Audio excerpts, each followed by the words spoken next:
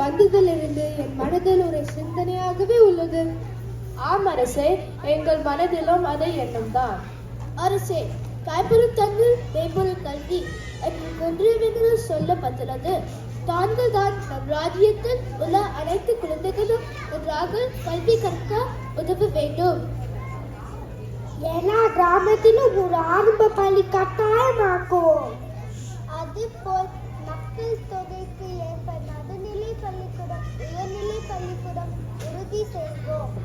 ஏட்டுக்கல்வியோடு நடைமுறைக்கு உதவும் கலைகளையும் கற்றுத்தர வேண்டும். உடல் கல்வியும் முக்கியம் தானே, அதற்கும் ஏற்பாடு செய்ய வேண்டும்.